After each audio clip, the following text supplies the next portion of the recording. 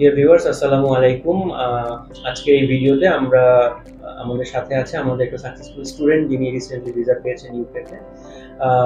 ফারাবি পড়াশোনা করতে যাচ্ছে, ওর নাম হচ্ছে ফারুক ফারাবি, এবং ও পড়াশোনা করতে যাচ্ছে foundation plus bachelor university, Bangalore university ইউকেতে। সো ওর কাছ থেকে ওর ওর সমস্ত জার্নিটা আমরা শুনবো, ওর কেমন ছিল সবকিছু মিলিয়ে, এবং ওর অনুভূতিটা আমরা শুনবো, অনুভূতিটা কেমন ছিল। So Farabi, first of all congratulations যে তুমি ভিসা পেয়েছো finally after a long journey, এবং একটা কি বলে স্ট্রেসফুল পিরিয়ড তুমি ফাইনালি ভিসা পেয়েছো। তো সবকিছু মিলিয়ে তোমার অনুভূতিটাকে একটু যদি শেয়ার করতা, এবং হচ্ছে যে তোমার যে জার্নিটা মানে স্টাডি অ্যাব্রোডের জার্নি স্টার্টিং থেকে এন্ড পর্যন্ত কেমন ছিল, একটু শর্টকাটে আর কি। সো বেসিক্যালি আমার ফার্স্ট জার্নিটা ছিল ফার্স্ট জার্নি আমার মানে মেইন ফোকাস ছিল কানাডাতে। সো কানাডাতে আমার রিফিউজাল লেটার এসেছিল।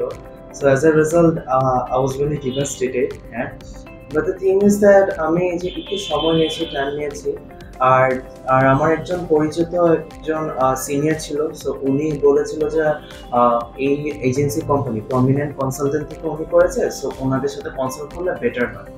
তো আমার বাবা মার সাথে যোগাযোগ করেছে এই ব্যাপার নিয়ে। তখন আমরা এখানে আসার পর ইউসুফ স্যারের সাথে দেখা হয়েছে। তারপর উনি আমার সবকিছু প্রিভিয়াস ডকুমেন্টস এগুলো নিয়ে অ্যানালাইজ করলো, কথা বললাম এটা নিয়ে, আবার ওনাকেও আমার প্রিভিয়াস ডকুমেন্টস পাঠালাম।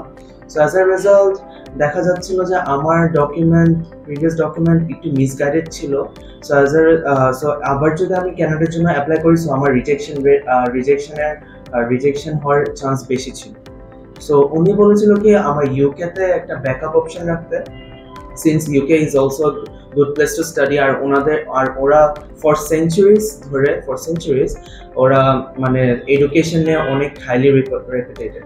সো যখন ওনার সাথে কনসাল্ট করবো, যখন জানি যে কানাডার ভিসা একদিকে আনসার্টেন আর আমার একদিকে প্রিভিয়াস ফাইলগুলো মিসগাইডেড, সো উনি বলেছে ইউকে বেস্ট অপশন হবে।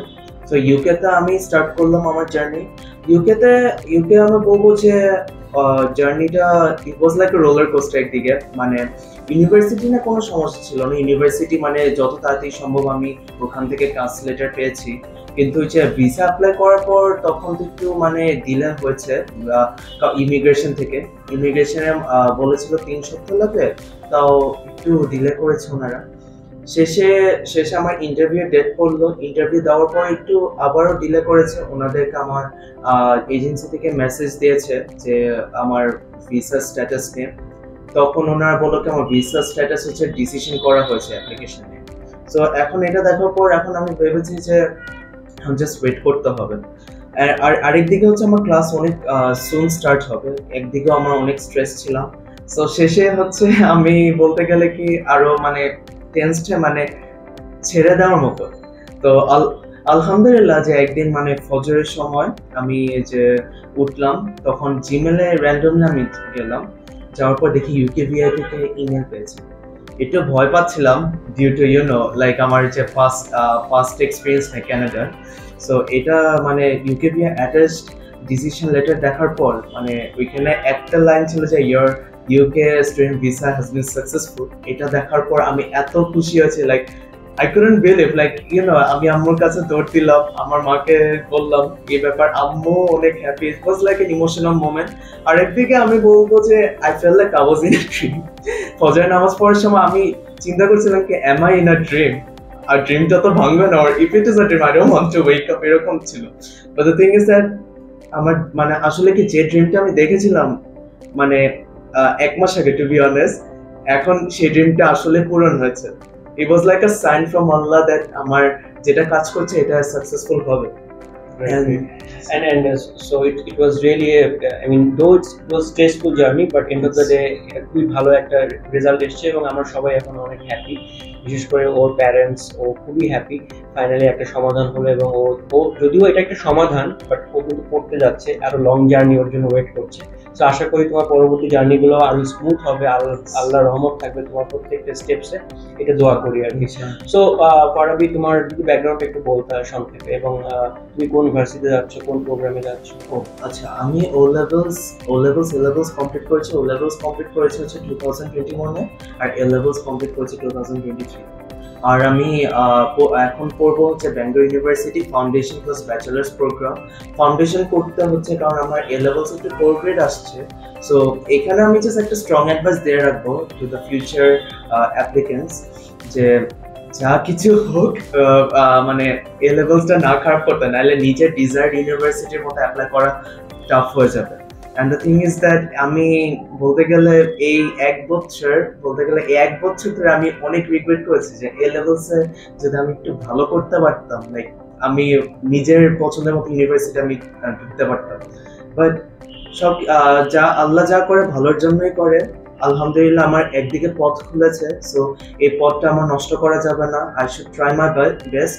আর আপনারা যারা ফিউচারে যে পথটা আপনি এম করে রেখেছেন ওটা আপনারা বেস্ট ফুল ফোর্স দিয়ে কাজ করবেন, যাতে আপনারা এই পথে যেন আপনারা চলতে পারেন আর সফল হতে পারেন। অ্যান্ড সো তোমার সাথে তো প্রমিনেন্ট জার্নিটা হলো ইউকে থেকে, ইউকের জন্য। তো ফার্স্ট অফ অল মানে প্রমিনেন্ট তোমার জার্নিটা কেমন ছিল এবং তুমি প্রমিনেন্টকে কতটুকু রেট করবে, মানে রেটিং এ কত দিবে আউট অফ 10 মানে out of 10?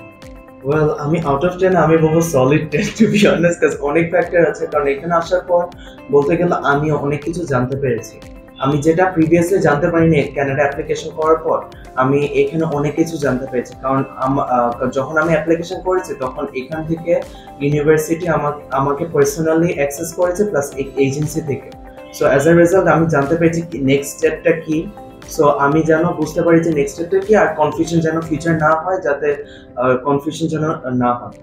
The thing is that শেষে ইউকেটা আমি বলবো যে ইউকের কাজটা অনেক স্মুথলি গেছে ইউনিভার্সিটির ক্ষেত্রে, কিন্তু ওই যে ইমিগ্রেশন একটু ডিলে করেছে ওইখান থেকে, ইউকে ভিআই থেকে একটু ডিলে করেছে, অ্যাজ এ রেজাল্ট একটু সময় লেগেছে। But the thing is that prominent consultant যতগুলো ডকুমেন্ট দিয়েছে এখানে মানে একদম স্মুথ ভাবে মানে টাইমলি ভাবে অ্যাপ্লাই করেছে, সবকিছু টাইমলি ভাবে করেছে। And I will thank the team, to be honest, that আমাকে এই জার্নির সাথে অ্যাকম্পানি করার জন্য আর হেল্প করার জন্য, টু বি অনেস্ট। আর আমি সারা জীবনে এই টিমটাকে মনে রাখবো, স্পেশালি ইউসুফ আঙ্কেল। উনি আমাকে অনেক সাহায্য করেছে। আর ফিউচারে যদি কেউ আমাকে রেকমেন্ডেশন চাই যে কোন এজেন্সি বেস্ট, আমি বলবো যে প্রমিনেন্ট কনসালটেন্ট বেস্ট। আর ওনাদের সাথে আপনারা যোগাযোগ রাখলে আমি বলবো যে আপনারা রিগ্রেট করবেন না। Great, thank you so much for your wonderful compliment. So like Farabi, যেটা তুমি তো পড়তে যাচ্ছ হলো সেপ্টেম্বর ইন্টেক, রাইট? সো আলহামদুলিল্লাহ যে তুমি অন টাইমে ক্লাস ধরতে পারছো ফাইনালি, এটা একটা বলবো যে খুবই একটা ক্লাস পয়েন্ট, বিকজ এটা নিয়ে আমরা একটু উইক ছিলাম কিছু মিলিয়ে। তো ফারাবি, দোয়া করি তুমি আরো অনেক দূর যাও এবং আমাদের দোয়া তোমার সাথে সবসময় আছে। বেসিক্যালি হয় কি যে স্টুডেন্টরা বা প্যারেন্টসরা অনেক সময় এজেন্ট সিলেকশন একটু পুলিশে থাকে, একটু কনফিউশন থাকে যে আমি কার কাছে যাব। যেমন তুমি রেফারেন্সে এসছো, অনেকের আছে এই রেফারেন্সটা নাই, তো তারা অনেক সময় কনফিউশন ফিল করে। তো আমি যেটা বলবো যে আপনারা মানে প্রমিনেন্টে মানে এমন না যে you have lot of options, no doubt আপনাদের আরও অনেক এজেন্সি আছে, আপনারা ওখানেও যাবেন, প্রমিনেন্টেও আসবেন, একটু কথা বলবেন। অবশ্যই আপনার ফাইনাল ডিসিশন আপনার, আপনি সিদ্ধান্ত নেবেন আপনার ব্যাপারে। বাট আমার মনে হয় একটু ক্রস চেক করে নেবেন। আপনি 8-10টা কোম্পানিতে যান, সবার সাথে কথা বলেন, সবার কথাবার্তা শোনেন, কে ভ্যালিড কথা বলছে, কি ইনভ্যালিড কথা বলছে, আপনি কিন্তু নিজেই বুঝতে পারবেন। তো এবং এজেন্ট জাজ করার ক্ষেত্রে অবশ্যই আপনার নিজেরও কিছু নলেজ থাকতে হবে, তাহলে আপনি ইজিলি ক্রস চেক করতে পারবেন। তো ফারাবি, আবারও তোমাকে অভিনন্দন এবং তুমি আরো ভালো করো, ভবিষ্যতে দোয়া করি এবং ভালো থেকো। So dear viewers, thank you so much for watching this video, and please be with us and be successful. Thank you.